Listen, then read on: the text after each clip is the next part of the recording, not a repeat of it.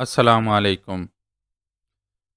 لمبا قد، بے پناہ گوری رنگت، نیلگوں سبز آنکھیں، سیاہی پر غالب ہوتے چاندی جیسے سفید بال، اور مضبوط و توانا جسم پر بے پناہ سجتا سفید براق کرتا پاجامہ، یہ حلیہ تھا کبیر خان عرف بھائی جی کا، جو 55 سے بھی تجاوز کرتی عمر کے باوجود بلا جھجک وجیح اور ہینڈسم قرار دیا جا سکتا تھا۔ عبد الرحمن عرف عبدل کے ساتھ اس سے ملاقات کے لیے جانے والے وہ تینوں پہلی نظر میں ہی اس سے متاثر ہوئے بغیر نہ رہ سکے۔ تشریف رکھیے۔ اس کا لہجہ نہایت نستعلیق تھا، جس کی ممبئی کے کسی بدماش سے امید نہیں کی جا سکتی تھی۔ ظاہری شخصیت کی طرح اس کے لہجے نے بھی انہیں متاثر کیا۔ یہ ملاقات شاید بہت پہلے ہو جاتی اگر آپ کے آدمی ہمیں شیواجی ہوٹل سے یہاں لانے میں ناکام نہ ہو جاتے۔ شہریار نے مسکراتے ہوئے اس واقعے کا حوالہ دیا جب انہیں مخالف گروپ سے تعلق رکھنے والی ایک لڑکی اندو کی وجہ سے بائی جی کے گرگوں نے اغوا کرنے کی کوشش کی تھی۔ اچھا ہی ہوا کہ وہ لوگ ناکام ہو گئے، ورنہ ہماری ملاقات بہت مختلف ماحول میں ہوتی۔ بھائی جی نے نہایت نرم لہجے میں اس کی بات کا جواب دیا، لیکن کچھ تھا جس نے شہریار کی ریڑھ کی ہڈی میں سنسناہٹ سی دوڑا دی، اور وہ ایک بار پھر بھائی جی کی شخصیت کے بارے میں سوچنے پر مجبور ہو گیا۔ اسے یقین تھا کہ نہایت نفیس دکھائی دینے والے اس شخص کی اصل شخصیت کئی پرتوں میں لپٹی ہوئی ہوگی۔ اس کے سادہ ہونے کا سوال پیدا بھی نہیں ہو سکتا تھا، کیونکہ کوئی سادہ آدمی ممبئی کی جرم نگری پر حکومت کر بھی نہیں سکتا تھا۔ ٹھیک کہا آپ نے، اس صورت میں ہم دشمنوں کی طرح ایک دوسرے کے روبرو ہوتے۔ شہریار نے بظاہر اس سے اتفاق کیا، لیکن بین السطور یہ جتایا کہ ملاقات کے ان لمحات میں دونوں طرف کے لوگ ایک ہی سطح پر کھڑے ہیں اور کسی کو کسی پر برتری حاصل نہیں۔ بھائی جی کے چونک کر اپنی طرف دیکھنے پر اسے اندازہ ہو گیا کہ اس کا پیغام پوری طرح ان تک پہنچ گیا ہے۔ بھائی جی چند ثانیوں کے لیے اسے غور سے دیکھنے کے بعد دھیرے سے مسکرا دیا۔ نوجوان، تم مجھے پسند آئے ہو۔ تم میں وہ ہمت اور جرت ہے جو آدمی کو اس کی منزل تک لے جاتی ہے۔ تم بھی اپنے مقصد میں ضرور کامیاب ہوگے، اور مجھے خوشی ہوگی کہ میں اس کام میں تمہاری مدد کر سکوں۔ لیکن کیوں؟ شہریار نے اس کی آنکھوں میں جھانکتے ہوئے سوال کیا۔ عبدل نے تمہیں میرے بارے میں سب کچھ بتا دیا ہوگا، پھر یہ سوال کس لیے؟ میرے نزدیک ہمدردی کے لیے یہ وجہ ناکافی ہے کہ ہم ایک ایسے ملک سے تعلق رکھتے ہیں جہاں آپ کی محبوبہ رہتی ہے۔ اس نے بلا جھجک کہہ ڈالا، لیکن بائی جی کے چہرے پر ابھرتے درد کے احساس نے تھوڑا سا شرمندہ کر دیا۔ میرے نزدیک تو یہ ایک وجہ بھی بہت اہم ہے، لیکن ساتھ ہی ایک دوسری وجہ بھی ہے۔ میرے نزدیک تو یہ ایک وجہ بھی بہت اہم ہے، لیکن ساتھ ہی ایک دوسری وجہ بھی ہے۔ ہم بھارتی مسلمان جو اکثر و بیشتر ہندوؤں کی زیادتیوں کا نشانہ بنتے رہتے ہیں، نفسیاتی طور پر پاکستان کے استحکام میں ہی اپنی سلامتی محسوس کرتے ہیں۔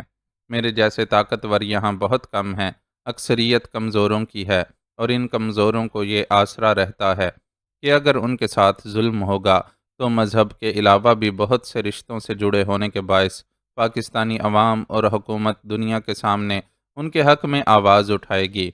میں اس سوچ کا حامی ہوں اور اپنی طاقتور پوزیشن کے باوجود جانتا ہوں کہ کسی بین الاقوامی فورم پر مجھ جیسے غنڈے کی نہیں، ایک مستحکم حکومت کی بات سنی جائے گی۔ اس لیے پاکستان کو مضبوط دیکھنا چاہتا ہوں۔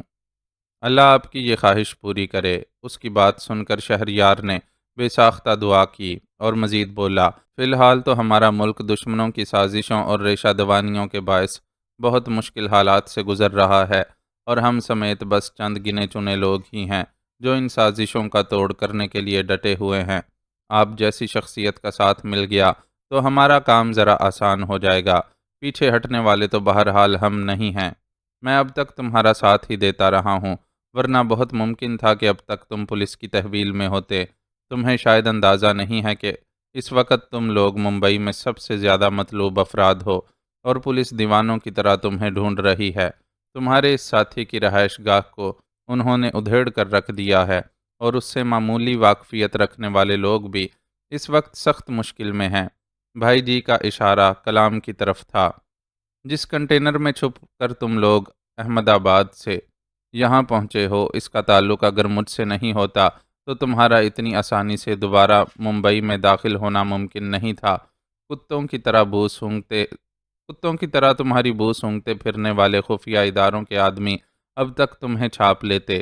بہرحال یہ سب بتانے سے میرا مقصد یہ نہیں ہے کہ میں تم پر کوئی احسان جتاؤں، میں صرف اپنے خلوص کو واضح کرنے کی کوشش کر رہا ہوں، اور ساتھ ہی تمہیں ان مشکلات سے بھی آگاہ کرنا چاہتا ہوں جو تمہیں درپیش ہیں۔ پریم ناتھ نے اپنا جو بیان ریکارڈ کروایا ہے، اس کے بعد تمہارے لیے کوئی آسانی باقی نہیں رہی ہے، اور ان حالات میں تمہارے لیے اپنے ٹارگٹ تک پہنچنا بہت ہی دشوار ہوگا۔ اس کے باوجود ہم اپنے مقصد سے پیچھے نہیں ہٹیں گے۔ شہریار نے مضبوط لہجے میں اپنے عزم کا اظہار کیا۔ اس کے ساتھیوں کے تاثرات نے اس کے اس عزم میں شامل ہونے کا اظہار کیا، اور اس کام کے آغاز کے لیے تمہارے سامنے پریم ناتھ کے سوا کچھ نہیں ہے۔ بھائی جی نے پورے وثوق سے کہا تو ان میں سے کوئی تردید نہیں کر سکا۔ میری مانو تو پریم ناتھ پر ہاتھ ڈالنے کا خیال دل سے نکال دو۔ وہ ایک ایسا درمیانی بندہ ہے جسے خفیہ ادارے تمہیں پھانسنے کے لیے چارے کے طور پر استعمال کریں گے۔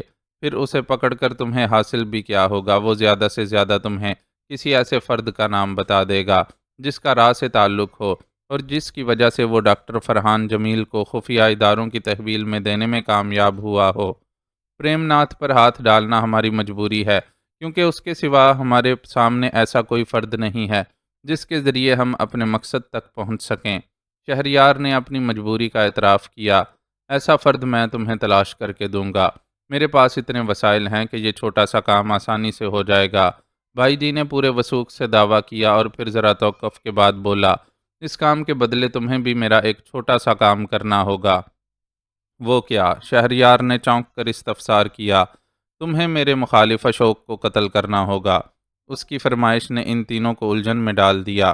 کبیر خان عرف بھائی جی خود اتنے وسائل کا مالک تھا کہ اس کے آدمی اس کی اس خواہش کو پورا کر سکتے تھے، پھر اسے ان سے یہ کام لینے کا کیوں خیال آیا تھا؟ تینوں کے ذہنوں میں پیدا ہونے والی اس الجھن کو شہریار نے سوال کی صورت میں اس کے سامنے رکھ دیا۔ قتل کرنا کوئی مشکل بات نہیں ہے۔ میں اشوک کو اور اشوک مجھے موقع ملنے پر ہلاک کر سکتے ہیں، لیکن صرف اس لیے نہیں کرتے کہ اس صورت میں فسادات کی ایک آگ بھڑک اٹھے گی، اور دونوں طرف کے لوگ انتقام کے چکر میں ایک دوسرے کو کھیت ڈالیں گے۔ لیکن یہ کام اگر تم کر دو تو مجھ پر کوئی آنچ نہیں آئے گی، بلکہ میں اعلان کر دوں گا کہ ایک ہندوستانی کو قتل کرنے والوں سے انتقام لیا جائے گا۔ ظاہر ہے اس صورت میں اشوک کے بندے جوک در جوک میری طرف کھنچے چلے آئیں گے، اور اس کے بعد پورے ممبئی میں ایسا کوئی طاقتور گروہ باقی نہیں رہے گا جو میرے مقابلے پر آنے کی جرت کر سکے۔ بالآخر بلی تھیلے سے برآمد ہو گئی، اور ان پر واضح ہو گیا کہ اس سے پہلے بھائی جی ان کی مدد کے لیے جو جذباتی وجوہات پیش کرتا رہا تھا وہ محض لفاظی تھی، اور اس کا حقیقی مقصد وہی تھا جو اس نے اب بیان کیا تھا۔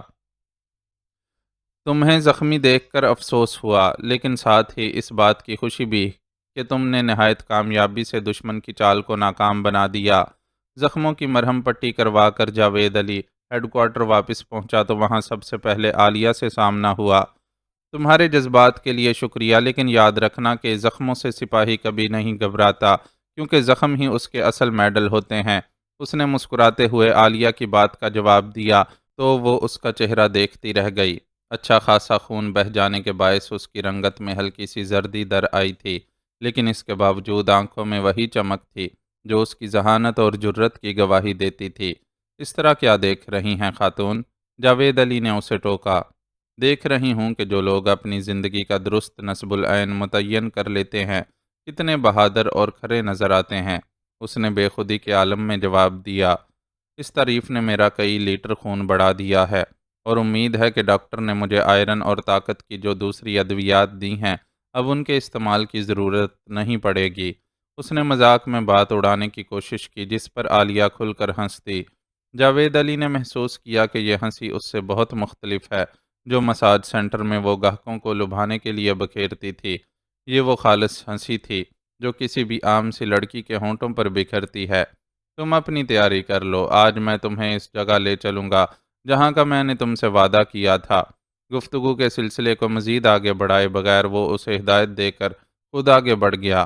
ہسپتال میں اس کے زخموں کی مرہم پٹی کرنے کے علاوہ خون اور گلوکوز کی ایک ایک بوتل بھی لگائی گئی تھی۔ اس کے باوجود وہ خفیف سی کمزوری محسوس کر رہا تھا، لیکن اس کمزوری کو خود پر حاوی نہیں ہونے دیا تھا، اور ڈاکٹروں کے اصرار کے باوجود چند گھنٹوں سے زیادہ ہسپتال میں رکنے پر راضی نہیں ہوا تھا۔ اسے بے چینی تھی کہ آپریشن میں اپنے حصے میں آنے والی کامیابی کا جائزہ لے سکے۔ ویسے تو اسے وہاں اپنے ساتھ موجود ساتھی کے ذریعے یہ اطلاعات مل گئی تھی کہ حملہ آوروں میں سے کسی کو بھی زندہ بچ نکلنے کا موقع نہیں ملا تھا۔ دونوں گاڑیوں میں ملا کر کل 8 افراد سوار تھے، جن میں سے 5 تو موقع پر ہی ہلاک ہو گئے تھے۔ 3 کو زخمی حالت میں وہاں سے گرفتار کر کے لے جایا گیا تھا۔ ان میں سے بھی ایک راستے میں دم توڑ گیا، جبکہ 2 زخمی حالت میں ان کی تحویل میں تھے اور ان سے تفتیش کی جا رہی تھی۔ اس وقت اس کا رخ اسی کمرے کی طرف تھا جہاں عموماً مجرموں سے تفتیش کی جاتی ہے۔ آپ کو میجر صاحب بلا رہے ہیں۔ اس سے قبل کہ وہ اپنے مطلوبہ کمرے تک پہنچتا، اسے راستے میں ایک آدمی نے یہ پیغام دیا۔ وہ جانتا تھا کہ میجر صاحب سے اس کی مراد ذیشان ہے، جو وہاں نصب جدید آلات کی وجہ سے اپنی جگہ پر بیٹھے بیٹھے بھی ماتحتوں کی آمد و رفت سے باخبر رہتا تھا۔ حکم کی تعمیل میں وہ فوری طور پر اس طرف روانہ ہو گیا۔ السلام علیکم سر۔ اجازت ملنے پر اندر داخل ہو کر اس نے سلام کیا۔ وعلیکم السلام، آؤ بیٹھو۔ ذیشان فوراً اس کی طرف متوجہ ہوا۔ اب کیسا فیل کر رہے ہو؟ مچ بیٹر سر، وہ مسکرایا۔ لیکن ڈاکٹروں کا تو کہنا ہے کہ ابھی تمہیں ہسپتال میں رہ کر آرام کی ضرورت تھی۔ ذیشان نے سرزنش کرنے والے انداز میں اسے دیکھا۔ میں ڈاکٹر کی رائے سے متفق نہیں تھا، کیونکہ اپنی باڈی کے بارے میں اس سے بہتر جانتا ہوں۔ اس نے بے پرواہی سے جواب دیا تو ذیشان کے ہونٹوں پر مسکراہٹ دوڑ گئی۔ اس نوجوان نے سی ایف پی میں اپنے انتخاب کو ہر لمحے درست ثابت کیا تھا۔ وہ اتنا باصلاحیت تھا۔ تبھی تو جب شہریار سلو والے کیس پر کام کرنے کراچی گیا تھا، اس نے کراچی یونٹ میں موجود ہر شخص کو چھوڑ کر اپنے ساتھ کے لیے جاوید علی کو منتخب کیا تھا، جس نے شازمین کی جدائی کے تازہ زخم کے باوجود بہترین کارکردگی کا مظاہرہ کیا تھا۔ مجھے معلوم ہے کہ تمہیں اس کیس کے بارے میں جاننے کے لیے بے چینی ہے جس پر تم کام کر رہے ہو۔ اطمینان رکھو، تم نے جو چند گھنٹے ہسپتال میں گزارے ہیں انہیں ہم نے ضائع نہیں ہونے دیا، اور دونوں گرفتار زخمیوں سے ٹھیک ٹھاک معلومات حاصل کر لی ہیں۔ ان دونوں نے اعتراف کیا ہے کہ وہ را کے لیے کام کرتے ہیں، لیکن وہ فائٹنگ ونگ کے بندے ہیں اور صرف ملنے والی ہدایات پر عمل کرتے ہیں۔ پلاننگ کے شعبے سے ان کا کوئی تعلق نہیں ہے۔ انہوں نے بتایا ہے کہ پلازا کی چھت پر جس رائفل بردار آدمی کو عالیہ کو قتل کرنے کے لیے متعین کیا گیا تھا، وہ ایک کرائے کا قاتل ہے جو بڑے معاوضے پر ایسے کام نہایت صفائی سے انجام دیتا ہے۔ تمہارا راستہ روکنے والوں کو اس شخص اور گرد و پیش کی نگرانی پر متعین کیا گیا تھا۔ خیال تھا کہ عالیہ کے قتل کی صورت میں کہیں نہ کہیں سے رد عمل ظاہر ہوگا، اور وہ ایسے افراد کو گھیرنے کی کوشش کریں گے جو زیادہ سرگرم نظر آئیں۔ رائفل بردار اپنے مقصد میں تو کامیاب نہیں ہو سکا، لیکن تم لوگوں کو اسے ایمبولینس میں ڈال کر لے جاتے دیکھ کر نگرانی کرنے والوں نے سمجھ لیا کہ تم ہی ان کے مطلوبہ افراد ہو۔ چنانچہ انہوں نے تمہیں گھیرنے کی کوشش کی، لیکن وہ یہ نہیں جان سکے تھے کہ پیچھے ایک گاڑی میں تمہارے مزید ساتھی بھی موجود ہیں، اس لیے خود پھنس گئے۔ دوسرے، انہیں تم لوگوں کو زندہ پکڑ کر لانے کی ہدایت کی گئی تھی، اس لیے انہوں نے بہت سخت رد عمل ظاہر نہیں کیا، ورنہ پراڈو والوں کے پاس تو آٹومیٹک اسلحے کے علاوہ ہینڈ گرنیڈ تک موجود تھے۔ ذیشان نے اسے تفصیلات سے آگاہ کیا۔ ہمیں اغوا کر کے وہ کہاں لے جاتے؟ جاوید علی کا جوش اب بھی قائم تھا۔ گلبرگ کی ایک کوٹھی کا پتہ بتایا تھا انہوں نے۔ وہاں ریڈ کرنے کا کوئی فائدہ نہیں ہوا۔ وہاں موجود افراد ہمارے پہنچنے سے پہلے ہی سامان اور اسلحہ چھوڑ کر فرار ہو گئے تھے۔ وہاں سے کوئی ثبوت بھی نہیں ملا۔ اسلحہ روسی ساختہ ہے، لیکن اس سے کچھ ثابت نہیں ہوتا۔ بس اسلحے اور وہاں موجود ورزش کے آلات دیکھ کر یہی اندازہ ہوتا ہے کہ یہاں کچھ لڑنے بھڑنے والے افراد کا ٹھکانہ تھا۔ اس جگہ کو پولیس کی کسٹڈی میں دے دیا گیا ہے۔ اس کے علاوہ کرائے کے قاتل کو بھی پولیس کے حوالے کر دیا گیا ہے۔ اس سے تفتیش کر کے پولیس خود بھی معلوم کر لے گی کہ اس نے کہاں کہاں اور کتنے افراد کو قتل کیا ہے۔ اس کیس سے نمٹنے کے لیے پولیس ہی بہتر ہے۔ ذیشان نے اس کے سوال کا تفصیلی جواب دیتے ہوئے کہا، کیونکہ وہ جاوید علی کی اس معاملے میں دلچسپی سے بہت اچھی طرح واقف تھا۔ کیا اس کا مطلب یہ ہے کہ اتنا سب کچھ کرنے کے بعد بھی ہم اسی جگہ کھڑے ہیں جہاں اس سے پہلے تھے؟ وہ جسم پر زخم کھا کر اتنا نڈھال نہیں ہوا تھا جتنا ان خبروں سے خود کو کمزور محسوس کرنے لگا تھا۔ فی الحال لیکن ہمیں مکمل طور پر مایوس نہیں ہونا چاہیے۔ ابھی ہمارے پاس وہ دونوں آدمی موجود ہیں، اور مجھے یقین ہے کہ ہم ان سے مزید معلومات اگلوا سکتے ہیں۔ ذیشان نے اسے تسلی دی تو وہ دوبارہ پرجوش ہو گیا۔ میں کوشش کر کے دیکھتا ہوں سر۔ ٹھیک ہے۔ ذیشان نے فوراً ہی اسے اجازت دے دی کہ اس کے اندر جلتے الاؤ پر پانی ڈالنے کے لیے ایسے ٹاسک بہت ضروری تھے۔ اجازت ملتے ہی وہ اس کمرے میں پہنچ گیا جہاں ان دونوں میں سے ایک کی موجودگی کی اطلاع تھی۔ وہ شخص ایک کرسی پر اس طرح بیٹھا ہوا تھا کہ اس کے دونوں ہاتھ کرسی میں نصب ہتھ کڑیوں میں جکڑے ہوئے تھے۔ اس کی ایک ٹانگ پر گھٹنے سے ذرا نیچے پٹی بندھی ہوئی تھی۔ اسے حاصل شدہ معلومات کے مطابق یہ گولی کا زخم تھا۔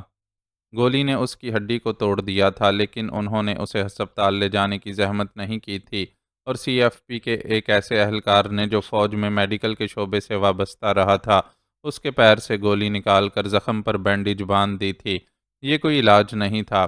اس شخص کو باقاعدہ آپریشن کی ضرورت تھی، لیکن وہ اس کے لیے ایسے چونچلے نہیں اٹھا سکتے تھے، اس لیے بس اتنے پر اکتفا کیا تھا کہ وہ فوری طور پر مرنے سے بچ جائے۔ اس کے سوجن زدہ چہرے کو دیکھ کر لگتا تھا کہ معلومات کے حصول کے لیے سی ایف پی کے جوانوں نے بھی اس کی خاطر خواہ مدارت کی ہے۔ اس وقت وہ نیم غنودگی کی کیفیت میں تھا، یہ شاید کسی پین کلر کی مہربانی تھی۔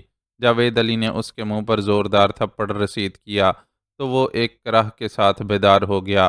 اپنے سامنے جاوید علی کو دیکھ کر اس کی آنکھوں میں خوف کی پرچھائیاں سی اتر آئیں۔ موہن، یہی نام ہے نا تمہارا؟ اسپاٹ لہجے میں کیے گئے اس سوال کا جواب اس نے سر کی اثباتی جنبش سے دیا۔ تم مجھے ایسا کیا بتا سکتے ہو موہن جو اب تک تم نے میرے ساتھیوں کو نہیں بتایا؟ اس نے اسی سرد لہجے میں پوچھا جو مقابل کے وجود میں خوف کی لہر دوڑا دیتا تھا۔ میں سب کچھ بتا چکا ہوں، میرے پاس بتانے کے لیے اب کچھ نہیں ہے، اس نے جھکی نظروں کے ساتھ جواب دیا۔ تو ٹھیک ہے، میرے پاس تم سے کرنے کے لیے ایسا سلوک ہے جو اب تک میرے ساتھیوں میں سے کسی نے تمہارے ساتھ نہیں کیا ہوگا۔ وہ پہلے سے بھی زیادہ سرد لہجے میں بولا اور روئے سخن پہلے سے وہاں موجود سلمان کی طرف کر لیا۔ اس کی بینڈیج کھول دو سلمان۔ سلمان نے فوراً ہی اس کی ہدایت پر عمل کیا۔ بینڈیج کھلتے ہی موہن کے چہرے پر چھائے خوف اور تکلیف کے تاثرات پہلے سے کئی گنا بڑھ گئے اور منہ سے بے ساختہ ہی سسکاریاں نکلنے لگیں۔ ٹوٹی ہوئی ہڈی کو یقیناً بینڈیج نے کچھ سہارا دیا ہوا تھا۔ وہ بالکل آزاد ہو گئی تو درد بھی اس کی برداشت سے کھیلنے کے لیے آزاد ہو گیا اور زخم سے ایک بار پھر خون رسنے لگا۔ ہم اپنے اپنے وطن کے سپاہی ہیں، اس لیے زخم تو ہم دونوں ہی کے حصے میں آئے ہیں، لیکن فرق ہماری حیثیت کا ہے۔ تم غاصب اور بدنیت ہو اور اپنی سازشوں سے میرے وطن کو کمزور کرنے کی کوشش کر رہے ہو، جبکہ میں تم جیسوں کے ساتھ اپنے دفاع کی جنگ لڑ رہا ہوں، اس لیے تم سے کوئی بھی سخت ترین رویہ اپنانے میں حق بجانب ہوں۔ ہمارے درمیان دوسرا فرق یہ ہے کہ اس وقت میں مختار اور تم قیدی ہو، اور مجھے یقین ہے کہ اگر میں تمہارا قیدی ہوتا تو تم مجھ سے بدترین رویہ اختیار کرتے، اس لیے میں بھی بے شمار انسانوں کے قتل میں ملوث شخص سے کوئی بھی سلوک کرنے میں ہچکچاہٹ محسوس نہیں کروں گا۔ وہ عملی قدم اٹھانے سے پہلے اسے نفسیاتی حربوں سے زیر کرنے کی کوشش کر رہا تھا، اور موہن کی حالت بتا رہی تھی کہ وہ خوف زدہ ہے۔ الیکٹرک راڈ لاؤ سلمان، اور اس کے زخم میں اس جگہ گھسا دو جہاں گولی نے سوراخ کیا ہے۔ اگر اس پر اس کا بھی اثر نہ ہوا تو پھر زخم میں نمک اور مرچیں بھر دینا۔ یہ احکامات دیتے ہوئے اس کے چہرے سے نرمی کے تاثرات بالکل ختم ہو گئے تھے، اور کہیں سے نہیں لگ رہا تھا کہ یہ وہی نوجوان ہے جو کچھ دیر قبل عالیہ سے بہت اچھے موڈ میں بات کر رہا تھا۔ سلمان نے اس کے احکامات پر خاموشی سے عمل کیا، اور جب وہ سرخ دہکتی ہوئی راڈ لے کر موہن کے قریب پہنچا تو موہن کا چہرہ پسینے سے تر ہو چکا تھا۔ سلمان نے راڈ کو اس کے زخم سے جیسے ہی چھوا، وہ فلک شگاف آواز میں چیخا۔ یہ چیخ ایسی تھی کہ سننے والے کو اندازہ ہو جائے کہ اب اس میں مزید دم خم نہیں ہے۔ سلمان نے مشکل سے 3 سیکنڈ کے لیے ہی راڈ اس کے زخم پر رکھی ہوگی، لیکن یہ 3 سیکنڈ بھی اس پر بہت بھاری گزرے تھے۔ وہ سر سے پیر تک پسینے سے بری طرح نہا گیا تھا۔ کیا خیال ہے اس بار 3 کے بجائے 30 سیکنڈ کے لیے راڈ تمہارے زخم پر رکھی جائے گی، بلکہ پوری طرح اندر داخل کر دیں گے تو زیادہ ہی مناسب ہوگا؟ جاوید علی نے بڑے پرسکون انداز میں اس کی رائے طلب کی، جس پر اس کی آنکھوں میں نفرت لہرائی تھی، لیکن وہ اس حالت میں نہیں تھا کہ اپنی نفرت کا اظہار کر سکے، اس لیے سلجھو انداز میں بولا، میں پہلے ہی تمہارے ساتھیوں کو بہت کچھ بتا چکا ہوں، اب مزید میں نے کہا نا کہ مجھے وہ سننا ہے جو تم نے نہیں بتایا، اس لیے تمہارے لیے بہتر ہے کہ مجھے وہ بتاؤ جو میں سننا چاہتا ہوں، ورنہ میرے پاس زبان کھلوانے کے لیے ایک سے بڑھ کر ایک طریقے موجود ہیں۔ تم اگر انہیں خود پر آزمانے کا شوق رکھتے ہو تو مجھے کوئی اعتراض نہیں ہے۔ جاوید علی نے فوراً ہی اس کی بات کاٹ دی اور سلمان کو اشارہ کیا۔ وہ فوراً ہی حرکت میں آ گیا۔ ابھی راڈ موہن کے زخم سے 1 انچ بھر دور تھا کہ اس کا حوصلہ جواب دے گیا اور وہ چیخا، بھگوان کے لیے اسے مجھ سے دور رکھو، میں تمہیں ایک بہت کام کی بات بتاتا ہوں۔ سلمان نے اپنا ہاتھ روک لیا۔ بولتے رہو، رکے تو ہم شروع ہو جائیں گے۔ اس کی آمادگی کے باوجود اسے دھمکی دینا ضروری سمجھا گیا۔ اس دھمکی نے خاصا اثر کیا اور وہ بغیر رکے بولنا شروع ہو گیا۔ میں را کے فائٹنگ ونگ میں شامل ہوں۔ میں اور میرے ساتھی آرڈر ملنے پر اس کے مطابق عمل کرتے ہیں۔ ہر مشن کا پلان ہمیں اپنے انچارج سے مل جاتا ہے اور ہمارا اوپر والوں سے براہ راست کوئی رابطہ نہیں رہتا، اس لیے ہم کسی کو جانتے بھی نہیں ہیں۔ گلبرگ کی جس کوٹھی کا پتہ تم لوگوں کو بتایا گیا ہے، اس کے علاوہ کسی ٹھکانے کا آفیشلی ہمیں علم بھی نہیں ہے، لیکن میں اتفاق سے ایک ایسی جگہ کو جانتا ہوں جس کے بارے میں مجھے شک ہے کہ وہاں ہمارے کچھ بڑے رہتے ہیں، کیونکہ اس بنگلے میں میں نے اپنے انچارج کو آتے جاتے دیکھا ہے۔ باقی کنفرم کرنا تم لوگوں کا کام ہے۔ اس نے ایک ایسی بات بتائی تھی جس سے انہیں فائدہ ہو بھی سکتا تھا اور نہیں بھی۔ بہرحال اس کلو پر انہیں کام تو کرنا ہی تھا کہ ان کی فیلڈ میں امکانات پر ہی کام کیا جاتا ہے۔ موہن سے اس بنگلے کا پتہ معلوم کرنے کے بعد وہ اسے مزید بھی ٹٹولتا رہا، لیکن اس کے علاوہ کوئی خاطر خواہ بات معلوم نہ ہو سکی۔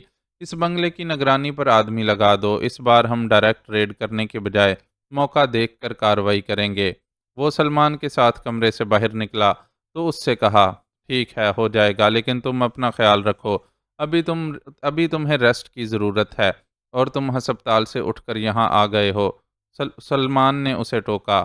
میں ٹھیک ہوں یار، لیکن تم لوگ اتنا اصرار کر رہے ہو تو ریسٹ بھی کر لوں گا۔ یہاں سے میرا سیدھے گھر جانے کا ہی پروگرام ہے۔ امی بھی مجھے اپنے پاس دیکھ کر خوش ہو جائیں گی۔ بس تم مجھے حالات سے باخبر رکھنا۔ بے فکر رہو، میں تمہیں اپ ڈیٹ کرتا رہوں گا۔ سلمان نے اسے تسلی دی تو وہ اس کا شکریہ ادا کرتا ہوا عالیہ کے کمرے کی طرف بڑھ گیا۔ اس کی ہدایت کے مطابق وہ اپنا مختصر سامان پیک کر چکی تھی۔ ریڈی ہو چلیں؟ اس نے پوچھا تو عالیہ نے محض سر کی جنبش سے اسے اس بات میں جواب دیا اور ایک چادر اٹھا کر اسے اپنے گرد اچھی طرح لپیٹنے کے بعد اس کے ایک پلو سے نقاب کی طرح اپنے چہرے کو چھپا لیا، جس پر جاوید علی کے چہرے پر ایک پسندیدہ تاثر ابھرا، لیکن زبان سے اس نے کچھ نہیں کہا۔ تھوڑی دیر بعد وہ گاڑی میں سوار وہاں سے جا رہے تھے۔ تم نے ابھی تک بتایا نہیں کہ ہم کہاں جا رہے ہیں؟ کچھ فاصلہ طے ہونے کے بعد عالیہ نے اس سے دریافت کیا۔ جا تو رہے ہیں، پہنچ کر تمہیں خود ہی پتہ چل جائے گا۔ بڑے پکے ہو بھائی، کچھ اگلتے ہی نہیں۔ اتنی آسانی سے اگلنے والا ہوتا تو وطن کے محافظوں میں کیوں کر شامل ہوتا؟ اس نے بے ساختگی سے جواب دیا تو عالیہ بھی مسکرا دی۔ اس کے بعد کا سفر انہوں نے ادھر ادھر کی باتوں میں گزار دیا۔ آخر کار وہ ایک چھوٹے سے خوشنما مکان کے سامنے پہنچ گئے۔ دونوں اپنی اپنی جانب کا دروازہ کھول کر نیچے اتر آئے۔ جاوید علی نے پہلے عالیہ کا بیگ پچھلی سیٹ سے اٹھایا، پھر گاڑی لاک کر کے مکان کی گھنٹی بجائی۔ فوراً ہی دروازہ کھل گیا اور سر پر دوپٹہ اوڑھے ایک خاتون کا چہرہ نظر آیا۔ السلام علیکم امی۔ وہ فوراً ہی ان سے لپٹ گیا۔ وہ بھی سلام کا جواب دے کر اس کی بلائیں لینے لگیں۔ بازو کا زخم تو قمیض کی فل آستینوں میں چھپا ہوا تھا، لیکن ماتھے کی چوٹ فوراً ان کی نظر میں آ گئی۔ جب آتا ہے کوئی نہ کوئی چوٹ سجا کر لاتا ہے۔ یہ تو تمغے ہیں امی، اور ایک سپاہی کی ماں کو انہیں دیکھ کر خوش رہنا چاہیے۔ وہ انہیں ایک بازو کے حصار میں لے کر اندر کی طرف بڑھا، ساتھ ہی عالیہ کی طرف بھی توجہ دلائی۔ دیکھیں تو صحیح، میرے ساتھ کوئی اور بھی آیا ہے۔ یہ عالیہ ہے نا؟ انہوں نے خود ہی فوراً اندازہ لگا لیا اور پھر براہ راست اس سے مخاطب ہوتے ہوئے بولیں، معاف کرنا بیٹی، یہ میرا اکلوتا بیٹا ہے اور اتنے دنوں بعد اپنی شکل دکھاتا ہے۔ وہ مجھے اس کے سوا کچھ سجھائی ہی نہیں دیتا۔ اٹس اوکے آنٹی، میں آپ کی کیفیت کو سمجھ سکتی ہوں۔ عالیہ نے فوراً ان کے دونوں ہاتھ تھام لیے۔ اس وقت وہ خود خاصی جذباتی کیفیت سے گزر رہی تھی۔ اسے اندازہ نہیں تھا کہ جاوید علی اسے اتنی عزت دے گا کہ اپنے گھر لے آئے گا۔ جیتی رہو، مجھے جاوید نے فون پر بتا دیا تھا کہ کسی دن تمہیں لے کر یہاں آئے گا۔ میں تو تمہارا انتظار کر رہی تھی، سوچا تمہارے آنے سے مجھے بیٹی بھی مل جائے گی اور میری تنہائی بھی بٹ جائے گی۔ تم جب تک چاہو یہاں رہو، آج سے یہ تمہارا ہی گھر ہے۔ انہوں نے اسے محبت سے گلے لگایا تو اس کی آنکھیں بھیگ گئیں۔ برسوں کی آبلا پائی کے بعد آج اس کے قدموں نے ایک ایسے گھر کی زمین کو چھوا تھا جہاں کے مکینوں نے اسے خوش دلی اور خلوص سے خوش آمدید کہا تھا اور اپنے گھر کو اس کا گھر قرار دیا تھا۔ اندر آ جاؤ۔ ٹھیک رات 10 بجے اس نے روزی کے اپارٹمنٹ کی کال بیل بجائی تو فوراً ہی دروازہ کھل گیا اور اسے اندر آنے کا کہہ کر روزی دروازے سے ہٹ گئی۔ اسلم اس کے پیچھے اندر داخل ہو گیا۔ ریسٹورنٹ میں منی سکرٹ پہن کر گاہکوں کے آرڈر سرو کرتی روزی کے مقابلے میں نہا دھو کر ڈھیلی ڈھالی ٹی شرٹ اور ٹراؤزر پہنی روزی اور زیادہ معصوم اور دلکش لگ رہی تھی، لیکن اسلم کو اس کی خوبصورتی سے کوئی غرض نہیں تھی۔ وہ تو بس اپنی ماہبانوں کی تلاش میں اس تک آیا تھا۔ تم کچھ پیو گے؟ اسے اپارٹمنٹ کے مختصر لاؤنج میں ایک صوفے پر بٹھا کر روزی نے اس سے دریافت کیا۔ پلیز، میں کسی قسم کی فارمیلٹیز میں نہیں پڑھنا چاہتا۔ میں بس اتنا چاہتا ہوں کہ تم مجھے میری بیوی کے بارے میں جو بتا سکتی ہو بتا دو۔ اسلم نے فوراً ہی اسے ٹوک دیا تو اس نے اپنی نشیلی آنکھوں سے اسے غور سے دیکھا۔ بہت چاہتے ہو اپنی بیوی کو؟ اپنی جان سے بھی زیادہ۔ خوش قسمت ہے وہ۔ میں نے اس کے لیے تمہاری محبت دیکھ کر ہی تمہیں حقائق بتانے کا فیصلہ کیا ہے، ورنہ کسی کے علم میں یہ بات آ گئی تو شاید میری اپنی زندگی کے لیے بھی خطرہ ہو سکتا ہے۔ اس کے الفاظ نے اسلم کے جسم میں تناؤ پیدا کر دیا اور وہ پوری جان سے ہمہ تن گوش ہو گیا کہ روزی اسے کیا بتاتی ہے۔ تمہاری بیوی کو میں نے جس شخص کے ساتھ دیکھا تھا وہ اس کا کوئی پرانا شناسہ تو محسوس ہوتا تھا، لیکن اچھا دوست یا رشتہ دار نہیں۔ ان کے درمیان کچھ تلخی سی محسوس ہو رہی تھی۔ بہرحال یہ کوئی ایسی اہم بات نہیں ہے۔ اہم بات وہ ہے جو ایک اتفاق کی وجہ سے مجھے معلوم ہوئی۔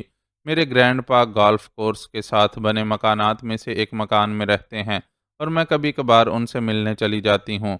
اس روز بھی میں اپنی جانب سے سیدھی وہیں گئی تھی اور باتوں باتوں میں گرینڈ پا نے مجھے بتایا تھا کہ آج انہوں نے ایک عجیب منظر دیکھا۔ ان کے مطابق وہ عادت کے مطابق ٹیلیسکوپ آنکھوں سے لگائے ارد گرد کا جائزہ لے رہے تھے کہ انہیں سرخ رنگ کی کار میں ایک انڈین جوڑا نظر آیا۔ گاڑی مرد ڈرائیو کر رہا تھا جبکہ اس کے برابر میں بیٹھی لڑکی ٹیک لگائے سو رہی تھی۔ ایک دلدل کے قریب پہنچنے پر مرد نے گاڑی روکی اور ڈیش بورڈ پر سے کچھ اٹھا کر باہر نکلا۔ گرینڈ پا کا اندازہ ہے کہ وہ چیز موبائل فون تھا اور ان کے دیکھتے ہی دیکھتے مرد موبائل فون کو دلدل میں پھینکنے کے بعد گاڑی میں بیٹھ کر وہاں سے روانہ ہو گیا۔ اس وقت تو میں نے اس بات کو زیادہ اہمیت نہیں دی، لیکن جب تمہاری بیوی کی تلاش کے سلسلے میں مجھ سے پوچھ گچھ کی گئی تو مجھے اس واقعے کا خیال آ گیا۔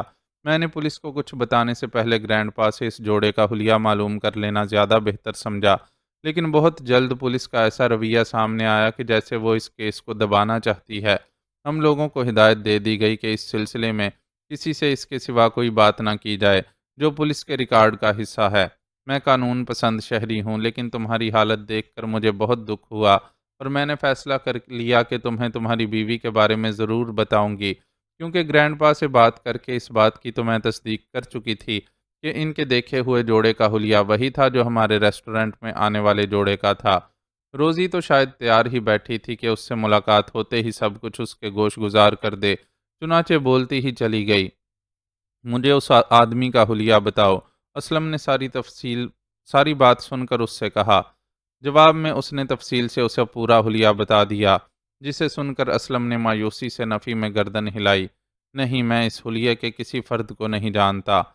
میں کیا کہہ سکتی ہوں؟ میں تمہاری جتنی مدد کر سکتی تھی کر دی، حالانکہ مجھ پر سارجنٹ اور مینیجر کی طرف سے خاصا دباؤ تھا۔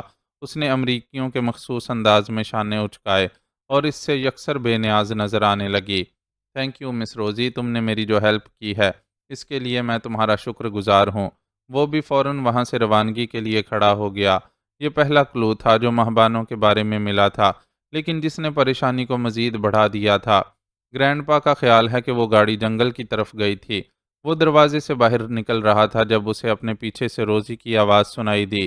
روزی کے اپارٹمنٹ سے نکل کر اس نے مصطفیٰ خان کے گھر کی طرف رخ کیا۔ ان معلومات کی روشنی میں وہ ذرا سکون سے بیٹھ کر کوئی لاہیا عمل طے کرنا چاہتا تھا۔ گھر پہنچا تو اچھا خاصا سناٹا چھا چکا تھا۔ اس نے اپنے پاس موجود چابی سے گیٹ کھولا اور سیدھا انیکسی کی طرف جانے کے بجائے مصطفیٰ خان کے رہائشی حصے کی طرف رخ کیا تاکہ اگر بلکیس جاگ رہی ہو تو اس سے معلوم کر سکے کہ آیا مصطفیٰ خان واپس آ گیا ہے یا نہیں، اور اس نے مہبانوں کے بارے میں کیا معلومات حاصل کی ہیں۔ گلاس ڈور تک پہنچ کر دستک دینے سے پہلے ہی اسے طوبا نظر آ گئی۔ اس نے انگلی سے دروازہ کھٹکھٹا کر اسے اپنی طرف متوجہ کیا تو اس نے فوراً دروازہ کھول دیا۔ اسلم اندر داخل ہو گیا۔ آپ ابھی تک سوئی نہیں ہو؟ اس نے طوبا کے گال کو آہستہ سے تھپ تھپا کر اس سے پوچھا۔ نہیں، لیکن آپ ممی کو مت بتائیے گا، وہ مجھے ڈانٹیں گی۔ اس نے معصومیت سے جواب دیا۔ نہیں بتاؤں گا، لیکن آپ جا کر انہیں بتا دو کہ اسلم انکل آئے ہیں۔ نو، میں نہیں بتا سکتی، آپ خود جا کر ان سے مل لیں۔ وہ اسٹڈی میں پاپا کے ساتھ کمپیوٹر پر کچھ کام کر رہی ہیں۔ وہ تمام شرارتی بچوں کی طرح بہت ذہین تھی، اس لیے یہ غلطی نہیں کی کہ اسلم کے آنے کی اطلاع دینے ماں باپ کے پاس چلی جائے۔ اسلم نے اسٹڈی میں مصطفیٰ خان کی موجودگی کا سن کر خود وہاں چلے جانے میں کوئی حرج نہیں سمجھا، لیکن اسٹڈی کے دروازے پر پہنچ کر ابھی اس نے دستک کے لیے ہاتھ اٹھایا ہی تھا کہ بلکیس کی زبان سے اپنا نام سن کر ٹھٹک گیا۔ اسلم تو پاگل ہو جائے گا، ماہبانوں میں اس کی جان اٹکی رہتی ہے، اور آپ جو حالات بتا رہے ہیں ان کے مطابق تو اسے بازیاب کروانا بہت مشکل ہو جائے گا۔ یہ تو تم ٹھیک کہہ رہی ہو، میرے سامنے جو معلومات آئی ہیں ان کے مطابق یہ بہت اوپر کے درجے کا معاملہ ہے، اور سارجنٹ مورس کو اس کیس پر کام کرنے سے باقاعدہ روک دیا گیا ہے۔ اپنے تمام ذرائع استعمال کر کے مجھے جو معلومات حاصل ہوئی ہیں ان سے ایک تو اس بات کی تصدیق ہوتی ہے کہ جنگلات میں زیر زمین ایک تجربہ گاہ قائم کی گئی ہے اور وہاں کسی بہت خفیہ پروجیکٹ پر کام ہو رہا ہے۔ ماہبانوں سے پہلے بھی چند دوسری حاملہ خواتین کے غائب ہونے کی اطلاعات ہمارے پاس موجود ہیں، اور خاص بات یہ ہے کہ ان تمام خواتین کو جنگل کے آس پاس ہی آخری بار دیکھا گیا ہے۔ اگر ہم فرض کر لیں کہ وہاں قائم تجربہ گاہ میں حاملہ خواتین پر کوئی تجربہ کیا جا رہا ہے اور ماہبانوں بھی وہی ہیں، تب بھی تلاش کا کام آسان نہیں ہوگا۔ البتہ میں نے اپنے اندازے سے جنگل کے کچھ حصوں کا انتخاب کیا ہے جہاں میرے خیال کے مطابق کوئی تجربہ گاہ قائم کی جا سکتی ہے۔ یہ دیکھو۔ اندر وہ کمپیوٹر کی سکرین پر جنگل کے مختلف حصوں کو دکھاتے ہوئے بلکہ اس کو ان کی تفصیلات سے آگاہ کر رہا تھا۔ اسلم وہیں کھڑا سب کچھ سنتا رہا اور پھر خاموشی سے واپس پلٹ گیا۔ انیکسی میں پہنچ کر اس نے ایک بار پھر مصطفیٰ خان کی زبان سے سنی ہوئی باتوں کو اپنے ذہن میں دہرایا اور خود کمپیوٹر کے سامنے بیٹھ گیا۔ حیرت انگیز طور پر اس نے اپنے آپ کو کمپوز کر لیا اور بہت سکون سے کام کر رہا تھا۔ اپنے طور پر ساری معلومات اکٹھی کرنے کے بعد وہ روانگی کی تیاری کرنے لگا۔ رات دھیرے دھیرے اپنا سفر طے کرتی رہی اور آخر کار صبح کی پہلی پو پھٹتے ہی وہ اپنی تیاری مکمل کر کے گھر سے نکل پڑا۔ آرلینڈو میں ابھی صبح پوری طرح نہیں جاگی تھی، نہ کوئی گاڑی نظر آ رہی تھی نہ انسان، البتہ فطرت کے دوسرے لوازم آہستہ آہستہ جاگنا شروع ہو گئے تھے۔ ہوا میں وہی تازگی اور خوشبو تھی جو صبح کے علاوہ دن کے کسی اور حصے میں محسوس نہیں کی جا سکتی۔ پیڑ پودے ہوا کے ساتھ آہستہ آہستہ جھوم رہے تھے، کہیں کہیں پرندے اڑتے نظر آ رہے تھے، لیکن اسلم کے سارے حواس بس ان چہچہاٹوں کی طرف متوجہ تھے جو جنگل کی طرف سے آ رہی تھیں۔ وہ پرندوں کے ان نغموں میں اپنی ماہبانوں کی نغمگی کی آواز سن رہا تھا جو اسے پکار رہی تھی، اپنی طرف بلا رہی تھی، اور وہ دیوانہ وار اس پکار پر لپکا چلا جا رہا تھا۔ آبادی کو چھوڑ کر اس نے جنگل میں قدم رکھا تو اس کے پیچھے کا سارا منظر سورج کی روشنی سے سنہرا ہو چکا تھا، لیکن اب وہ خود تاریکی میں تھا۔ بے تحاشا گھنے جنگل میں سورج کی روشنی کا بھی گزر نہیں تھا۔ تاریکی میں قدم اٹھاتا وہ اپنی زندگی کی روشنی کی تلاش میں آگے بڑھتا جا رہا تھا، لیکن یکدم ہی زمین نے اس کے قدم پکڑ لیے اور اسے محسوس ہوا کہ اس کے پیر زمین میں دھنسے جا رہے ہوں۔ اس نے کوشش کی کہ کھینچ کر اپنے پیروں کو باہر نکال سکے، لیکن وہ کچھ اور بھی اندر دھنستے چلے گئے۔ گھنے تاریک جنگل میں جہاں وہ کسی کو مدد کے لیے پکار بھی نہیں سکتا تھا، ایک دلدل اسے نگلنے کے لیے تیار تھی۔ اس کی زندگی کے بہت سے ماہ و سال جنگل میں بیتے تھے، اسے جنگل سے کبھی خوف نہیں آیا تھا، بلکہ وہ تو ایک طرح سے اس کا دوست تھا جس نے زندگی کے بدترین دور میں اسے پناہ دی تھی، اور سب سے بڑھ کر جنگل کی زندگی نے ہی اسے ماہبانوں جیسی نعمت عطا کی تھی۔ لیکن آرلینڈو کا یہ جنگل ذرا مختلف تھا۔ سورج کی روشنی تک کو رسائی نہ دینے والی یہ زمین کسی انسان کے قدموں کو اپنے اوپر کیوں کر برداشت کر سکتی تھی؟ وہ اسلم کو اس کی اس جرت کی سزا دینے پر تل گئی تھی اور اس کے وجود کو نگل لینا چاہتی تھی۔ وہ جوں جوں اپنے پاؤں اس کی گرفت سے آزاد کرنے کی کوشش کر رہا تھا، مزید دھنستا جا رہا تھا، لیکن وہ اس بات کے لیے قطعی آمادہ نہیں تھا کہ اس کا وجود اس دلدلی زمین میں گم ہو جائے اور اس کی ماہبانوں بے یار و مددگار کسی ظالم تجربے کی بھینٹ چڑھ جائے۔ اسے اپنی ماہبانوں کو بچانا تھا تو زندہ رہنا تھا، اور آخری لمحے تک زندگی کے لیے جدوجہد کرنی تھی۔ آدمی میں جدوجہد کا حوصلہ ہو تو عمل کی راہیں بھی کھل جاتی ہیں۔ اس کے ہاتھ بھی امید کا ایک سرا آ گیا۔ وہ ایک عمر رسیدہ گھنے درخت کی بے حد جھکی ہوئی شاخ تھی، جو عین اس کے سر پر لہرا رہی تھی۔ ڈوبتے کو تنکے کا سہارا کے مصداق اس نے اس نازک سی شاخ کو پکڑنے کی کوشش کی، لیکن وہ کسی چنچل دوشیزہ کی طرح کنی کاٹ گئی اور اس کے ہاتھ آئے بغیر ہوا کے جھونکے سے دور ہٹ گئی۔ وہ اتنے نازک لمحات سے گزر رہا تھا کہ اس کی صدا پر جھنجلا گیا، لیکن اپنی نظر اس شاخ پر سے ہٹنے نہیں دی۔ شاخ بھی گویا اس سے اٹکیلیاں کرنے پر تلی ہوئی تھی، لہراتی ہوئی قریب آتی اور پھر ایک جھٹکے سے دور ہٹ جاتی۔ آخر کئی بار کی کوشش کے بعد اسلم اسے پکڑنے میں کامیاب ہو ہی گیا اور اس کے سہارے آہستہ آہستہ اپنے بدن کو دلدل کی گرفت سے آزاد کروا کر اوپر اٹھتا چلا گیا، یہاں تک کہ اس کے جوتوں میں مقید پیر آزاد ہو کر ہوا میں لہرانے لگے۔ اسی لمحے اسے شاخ کے تڑکنے کا احساس ہوا۔ اس نے خود کار رد عمل کا مظاہرہ کرتے ہوئے ایک نزدیکی شاخ کو پکڑ لیا، اور یہی وہ لمحہ تھا جب پہلے والی شاخ ٹوٹ کر دلدل میں جا گری۔ اسلم کانپ کر رہ گیا اور دل کی گہرائی سے اللہ کا شکر ادا کیا کہ وہ بروقت اس شاخ کو چھوڑ چکا تھا، ورنہ خود بھی اس کے ساتھ اس دلدل میں جا گرتا۔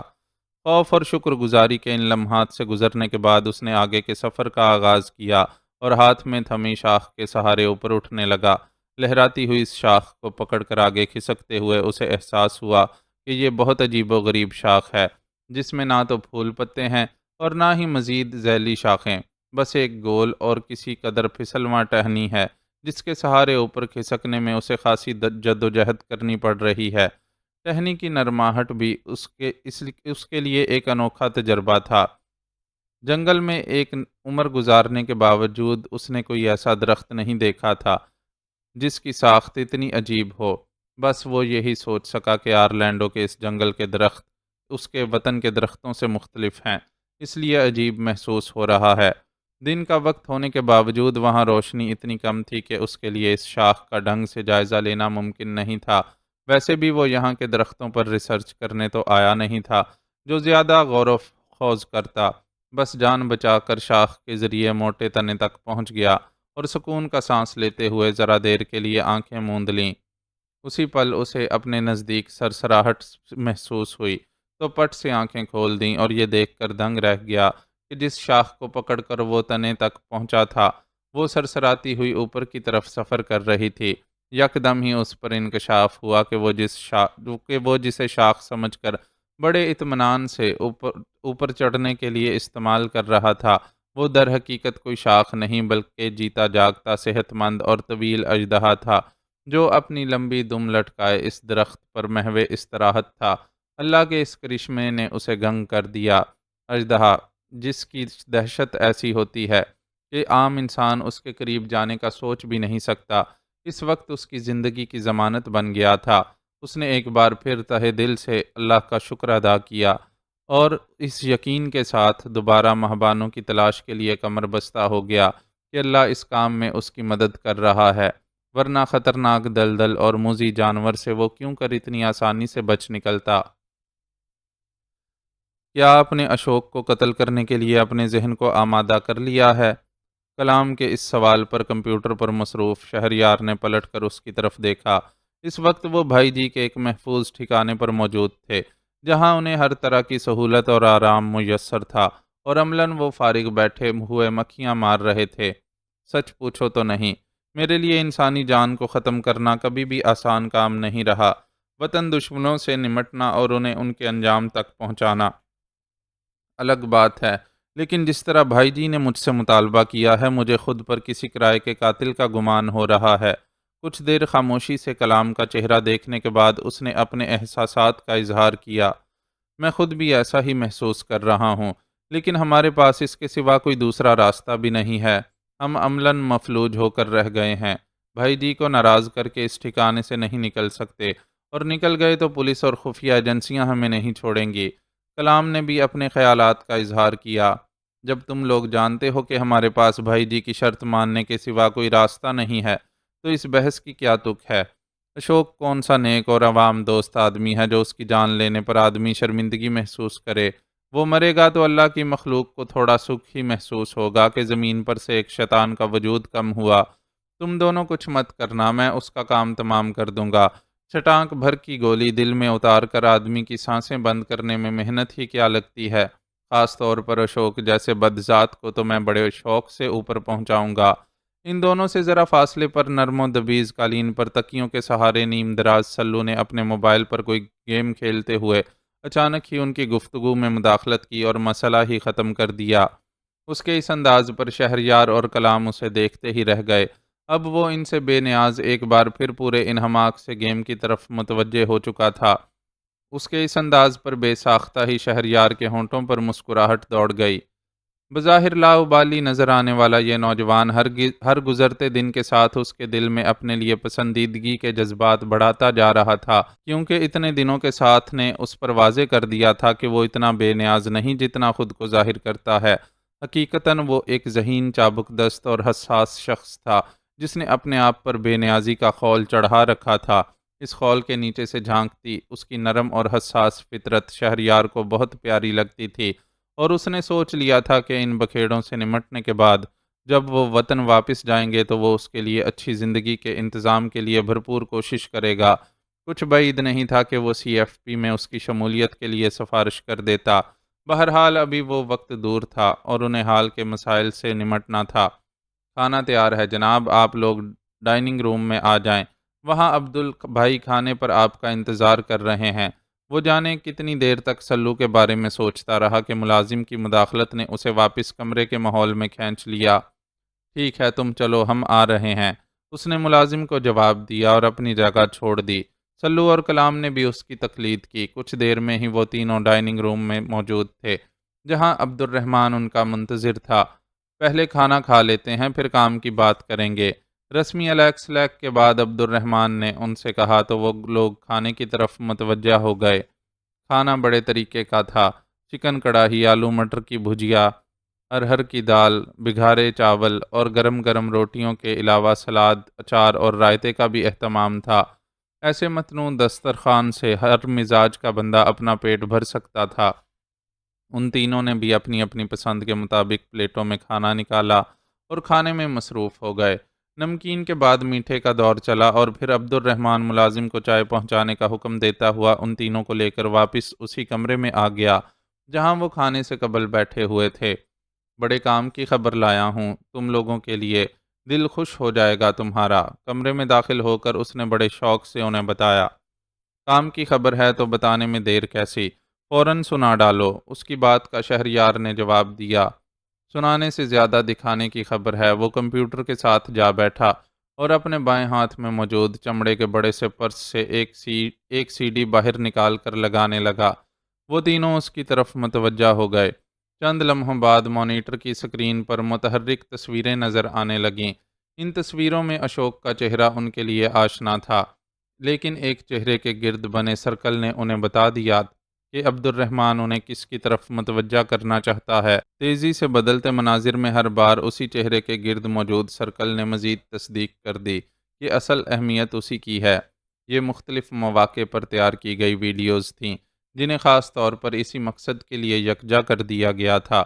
یہ ویڈیو صرف متحرک تصویروں پر مشتمل تھی، اس میں کوئی آواز سنائی نہیں دے رہی تھی، اور مانیٹر کی سکرین پر متحرک مناظر میں وہ اس آدمی کو مختلف مواقع پر اشوک کے ساتھ دیکھ سکتے تھے۔ کہیں وہ اشوک سے ہاتھ ملا رہا تھا، کہیں اس کے ساتھ کسی دفتر نما کمرے میں بیٹھا تھا، کسی جگہ اوپن ایئر ریسٹورنٹ میں بیٹھے وہ دونوں شراب نوشی سے لطف اٹھا رہے تھے۔ یہ دو تین جگہ انہوں نے پریم ناتھ کو بھی اس کے ساتھ دیکھا تھا۔ اس ویڈیو میں اس کے انداز نشست و برخاست بالکل ویسا ہی محسوس ہوا جیسا کسی بادشاہ کے دربار میں خوشامد سے اپنا کام نکالنے والے مصاحب کا ہوتا ہے۔ یہ ارجن اگروال ہے، را کا ایک سینئر افسر، لیکن ظاہر میں دنیا اس کو ایک بڑے بزنس مین کی حیثیت سے جانتی ہے۔ بہت کم لوگ ایسے ہیں جو اس بات سے واقف ہیں کہ بزنس تو محض ایک آڑ ہے، ورنہ یہ بندہ را کے مقاصد کے حصول کے لیے کام کرتا ہے۔ آئے دن اس کی سیکرٹریز بدلتی رہتی ہیں اور ہر ایک دوسری سے بڑھ کر خوبصورت اور طرح دار ہوتی ہے۔ معلوم ہوا ہے کہ ان حسین عورتوں کی مدد سے ارجن بڑے بڑے بزنس مینوں اور سرکاری افسران کی جاسوسی کا کام لیتا ہے اور کئی افراد کو حاصل ہونے والی معلومات کے بل پر را کی طرف سے بلیک میل کیا جاتا ہے۔ وہ تینوں غور سے ویڈیو دیکھ رہے تھے اور عبد الرحمن انہیں بتاتا جا رہا تھا، ارجن کے بارے میں ہمارے پاس جو معلومات موجود ہیں، ان کے مطابق یہ بے حد سوشل آدمی ہے، جس کے کاروباری حلقے سے لے کر سیاستدانوں، سرکاری افسران، فلم نگری کے ستاروں اور یہاں تک کہ جرم کی دنیا میں بھی گہرے روابط ہیں۔ ثبوت تم لوگ اپنی آنکھوں سے دیکھ ہی رہے ہو۔ خاص بات یہ ہے کہ ہم نے یہ ساری معلومات پریم ناتھ کی زندگی کو کھنگالتے ہوئے حاصل کی ہیں، ورنہ ہم براہ راست اس کے بارے میں کبھی نہیں سوچتے۔ پریم ناتھ اور ارجن اگروال دونوں کا تعلق ایک ہی جگہ سے ہے، دونوں نے ہی ابتدائی تعلیم ایک ہی اسکول سے حاصل کی ہے، لیکن ارجن پریم ناتھ کے مقابلے میں بہت بے حد ذہین اور ہوشیار آدمی تھا۔ قسمت کی مہربانی سے اس کا پتا بہتر روزگار کے چکر میں اپنے گاؤں سے ممبئی پہنچ گیا۔ یہاں پہنچ کر اسے اپنی ذہانت اور چالاکی کو استعمال کرنے کا خوب موقع ملا۔ بہت سے مراحل طے کر کے یہ نہ صرف راہ میں اپنی جگہ بنانے میں کامیاب ہو گیا، بلکہ ممبئی کے ایک بڑے بزنس مین کی اکلوتی بیٹی کو اپنی محبت کے جال میں پھنسا کر اس سے شادی بھی رچا ڈالی۔ بیاہ کے وقت چاہے لڑکی کا باپ خوش نہ ہو، لیکن بعد میں جوائی نے ایسی ہوشیاری سے ایک اور ایک 11 بنائے کہ سسر بھی دنگ رہ گیا اور تسلیم کر لیا کہ ارجن ہی اس کا اکلوتا جوائی بننے کا صحیح حقدار تھا۔ اب سسر تو زندہ نہیں ہے، لیکن یہ اس کی دولت پر راج کرتا پھر رہا ہے۔ جن دنوں پاکستان سے ڈاکٹر فرحان جمیل آیا اور اپنے رشتہ داروں کی سازش کی وجہ سے پریم ناتھ کے ہتھے چڑھا، انہی دنوں ارجن بھی اپنی اکلوتی ماسی کے کریا کرم میں شریک ہونے اپنے آبائی گاؤں پہنچا ہوا تھا۔ پرانی دوستی اور تعلق کی بنیاد پر پریم ناتھ نے بھی اس سے ملاقات کی۔ اس ملاقات کے بعد ہم اندازے ہی لگا سکتے ہیں کہ پریم ناتھ نے پرانی دوستی کی وجہ سے یا پھر ارجن کی اونچی حیثیت کو دیکھ کر اپنے آپ کو بھی اونچا ظاہر کرنے کے لیے ڈاکٹر صاحب کا معاملہ اس کے سامنے بیان کر دیا، اور اس کے بعد سارے معاملات پریم ناتھ کے ہاتھ سے نکل کر اس کے ہاتھ میں چلے گئے۔ ڈاکٹر فرحان کو را کی کسٹڈی میں پہنچانے کے ساتھ ہی اس نے پرانے دوست پر بھی مہربانی کی اور ترقی دلوا کر ایک چھوٹے سے گاؤں سے ممبئی میں لا بٹھایا۔ پریم ناتھ کے اشوک سے تعلقات دیکھتے ہوئے یہ بھی اندازہ لگایا جا سکتا ہے کہ ارجن نے دوست پر جو احسان کیا، اس کا ایک مقصد یہ بھی تھا کہ اس کے نئے لیکن ہم پلہ دوست اشوک کو پولیس کی بھرپور مدد مل جائے، اور حالات بتاتے ہیں کہ واقعی پریم ناتھ اشوک کے اشاروں پر ناچ رہا ہے۔ عبد الرحمن نے اپنی بات ختم کی تو وہ تینوں جان چکے تھے کہ وہ پریم ناتھ کو اغوا کر کے اس کے ذریعے را کے جس افسر تک پہنچنا چاہتے تھے، اس تک بھائی جی نے اپنے وعدے کے مطابق بیٹھے بیٹھے ہی انہیں پہنچا دیا تھا۔ کیا تمہارے لیے اس خبر کی اہمیت نہیں ہے؟ اپنی بات ختم کر کے عبد الرحمن نے کچھ دیر شہریار کے تبصرے کا انتظار کیا، لیکن اس کی طرف سے مکمل خاموشی پا کر آخرکار خود ہی پوچھ بیٹھا، اہمیت کیوں نہیں ہے؟ تم نے ہمارا ایک بہت بڑا کام کر ڈالا ہے، لیکن اب یہ بتاؤ کہ اس تک رسائی کیسے ممکن ہوگی؟ ہم ارجن تک پہنچیں گے تب ہی تو ڈاکٹر صاحب کے بارے میں کوئی سن گن ملے گی۔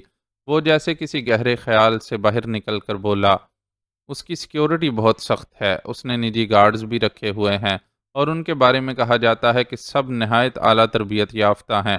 تمہیں ارجن تک پہنچنے کے لیے بڑی نفری کے ساتھ پہلے اس کے گارڈز سے نمٹنا ہوگا۔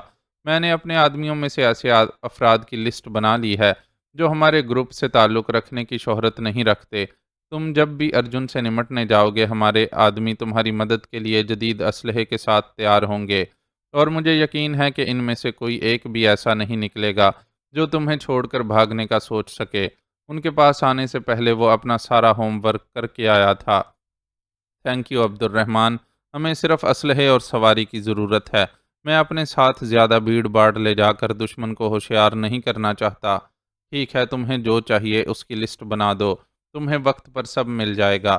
آدمی بھی اسٹینڈ بائی رہیں گے، اگر تم چاہو تو ان میں سے کسی کا اپنی مدد کے لیے انتخاب کر سکتے ہو۔ اس نے اپنی پیشکش پر زیادہ اصرار نہیں کیا اور جانے کے ارادے سے اٹھ کھڑا ہوا۔ اسے پہچانتے ہو عبد الرحمن؟ ذرا اس کے بارے میں معلوم کرو کہ یہ اشوک کے ساتھ کیوں نظر آ رہا ہے۔ اسے ہاتھ سے رکنے کا اشارہ کر کے شہریار نے ختم ہو جانے والی سی ڈی کو پھر پلے کیا اور اشوک کے ساتھ اس کے دائیں جانب کھڑے ایک صحت مند اور ادھیڑ عمر آدمی کو پوائنٹ آؤٹ کرتے ہوئے پوچھا، نہیں، اپن کو یہ کوئی باہر کا آدمی معلوم پڑتا ہے، لیکن آپ کہتے ہیں تو اس کا پورا بایو ڈیٹا معلوم کر لیتے ہیں۔ عبدل نے اب پہلے نفی میں گردن ہلائی، پھر ساتھ ہی پیشکش بھی کر ڈالی۔ تم صرف یہ معلوم کرو کہ اشوک کے ساتھ کیوں نظر آ رہا ہے۔ شہریار نے مانیٹر کی سکرین پر نظر جماتے ہوئے اسے جواب دیا۔ اس کے ساتھ موجود سلو اور کلام نے بھی اس تصویر کو غور سے دیکھا تھا، لیکن تمام تر کوشش کے باوجود وہ اس شخص کو پہچان نہیں سکے تھے۔ چائے۔ جاوید علی اپنے بستر پر نیم دراز کسی کتاب کے مطالعے میں مصروف تھا کہ دروازے پر دستک کی آواز ابھری، اور اس کی طرف سے اجازت ملنے پر عالیہ ہاتھ میں ایک چھوٹی سی ٹرے تھامے اندر داخل ہوئی۔ ٹرے میں چائے کے 2 کپ رکھے ہوئے تھے، جن میں ایک اس نے جاوید علی کو پیش کیا اور خود اپنا کپ لے کر ایک کرسی پر بیٹھ گئی۔ تھینک یو، میرا اس وقت چائے پینے کا بہت دل چاہ رہا تھا، لیکن خود اٹھ کر بنانے کا موڈ نہیں تھا، اور امی کو بے آرام کرنا مناسب نہیں لگا۔ اس نے مسکراتے ہوئے عالیہ سے کہا، اور کپ لبوں سے لگا کر ایک چھوٹا سا گھونٹ بھرا۔ زبردست، مجھے اندازہ نہیں تھا کہ تم اتنی اچھی چائے بنا لیتی ہوگی۔ پہلے گھونٹ پر اس نے بے ساختہ تعریف کی۔ شاید اسی خطرے کی وجہ سے تم نے مجھ سے چائے کی فرمائش نہیں کی تھی، ورنہ یہ چھوٹا سا کام تو میں بھی کر سکتی تھی۔ عالیہ کے لہجے میں ہلکا سا شکوہ تھا۔ جاوید علی نے چونک کر اس کی طرف دیکھا۔ آسمانی رنگ کی شلوار قمیض اور گلابی اور آسمانی رنگ کے امتزاج کا دوپٹہ اوڑھے وہ پہلے کے مقابلے میں بہت نکھری ہوئی لگ رہی تھی، اور کھوجنے پر بھی اس کے چہرے پر وہ تیزی اور مکاری نظر نہیں آتی تھی جو دیبا مساج سینٹر میں اس سے پہلی ملاقات کے موقع پر نظر آئی تھی۔ حقیقت یہ تھی کہ وہ سی ایف پی کے ہیڈ کوارٹر پہنچ کر ہی تبدیل ہونا شروع ہو گئی تھی، لیکن یہاں آ کر تو اس کی کایا پلٹ گئی تھی۔ جاوید علی نے کل اسے امی کے ساتھ نماز پڑھتے ہوئے دیکھا تھا۔ دن بھر وہ زیادہ تر ان کے ساتھ ہی لگی رہتی تھی، اور اسے دیکھ کر صاف محسوس ہوتا تھا کہ وہ یہاں آ کر بہت خوش ہے۔ ایسے کیا دیکھ رہے ہو؟ عالیہ نے اسے ٹوکا تو وہ اپنے خیالات سے باہر آیا۔ کچھ نہیں، بس غور کر رہا تھا کہ تم نے اتنی معمولی سی بات کو کس انداز میں لے لیا۔ میں نے تو صرف اس لیے تمہیں چائے کے لیے نہیں کہا تھا کہ تم دن بھر امی کے ساتھ لگی رہی تھیں، کہیں تھک نہ گئی ہو۔ ویسے بھی میں خود اتنی بری چائے بناتا ہوں کہ میرے ساتھی کہتے ہیں کہ جو جاوید کے ہاتھ کی چائے پی سکتا ہے وہ دنیا میں کسی کے بھی ہاتھ کی چائے پی سکتا ہے۔ اپنے عمل کی وضاحت دیتے ہوئے وہ آخر میں نیم مزاحیہ لہجے میں بولا تو وہ ہنس دی اور سادگی سے استفسار کیا، کیا سچ مچ تم اتنی بری چائے بناتے ہو؟ کہو تو کسی دن تمہیں بنا کر پلا دوں گا۔ اس نے یوں ہی جواب دیا جیسے چائے پلانے کی پیشکش نہ کر رہا ہو، کوئی دھمکی دے رہا ہو۔ نہ بابا، میں ایسا خطرہ مول لینے کے بجائے ہر بار خود ہی چائے بنانا پسند کروں گی۔ وہ خوشگوار موڈ میں تھی، چنانچہ ہنس کر جواب دیا۔ ہنستے ہوئے اس کے دائیں رخسار پر ڈمپل پڑتا تھا جس نے جاوید علی کو شازمین کی یاد دلا دی تھی۔ حالانکہ اس ڈمپل کے علاوہ عالیہ میں کوئی ایک بات بھی شازمین والی نہیں تھی۔ شازمین تو کسی نوخیز کلی کی طرح اتنی حسین تھی کہ نظر اس پر پڑ کر ہٹنا بھول جائے، جبکہ عالیہ اس کے مقابلے میں پختہ عمر کی ایک ایسی لڑکی تھی جس نے اپنے آپ کو سنبھال کر رکھا ہوا تھا، ورنہ اتنی خوبصورت نہیں تھی۔ مجھے خوشی ہے کہ تم نے اس گھر کو اپنا گھر سمجھا اور خود کو یہاں ایسے ایڈجسٹ کر لیا جیسے ہمیشہ سے ہی یہاں رہتی آئی ہو۔ اپنے ذہن میں ابھرنے والے خیال کو جھٹکتا ہوا وہ اس کی طرف متوجہ ہوا۔ یہ تو کچھ نہیں ہے، تم دیکھنا کہ بہت جلد میں آنٹی سے سب کچھ سیکھ لوں گی، اور جب کبھی تم فرصت ملنے پر یہاں آؤ گے تو میں تمہیں بریانی، نرگسی، کوفتے، نہاری سب پکا کر کھلاؤں گی۔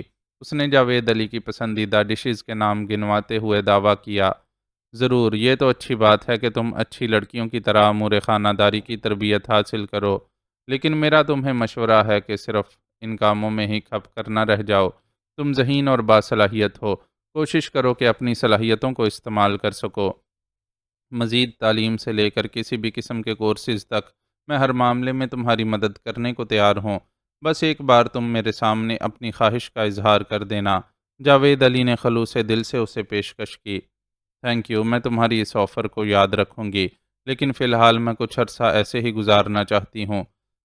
زندگی میں پہلی بار مجھے ایک عام عورت کی طرح وقت گزارنے کا موقع ملا ہے، اور یقین کرو مجھے بہت مزہ آ رہا ہے۔ اس کے چہرے پر واقعی خوشی کے رنگ تھے۔ ٹھیک ہے، جیسے تمہاری مرضی۔ جاوید علی نے بحث نہیں کی اور خالی کپ اس کی طرف بڑھاتے ہوئے ایک بار پھر تعریف کی۔ چائے سچ مچ بہت مزے کی تھی، اور میں امید کر سکتا ہوں کہ جب تم کھانا پکانا سیکھ لو گی تو وہ بھی ایسا ہی مزیدار ہوگا۔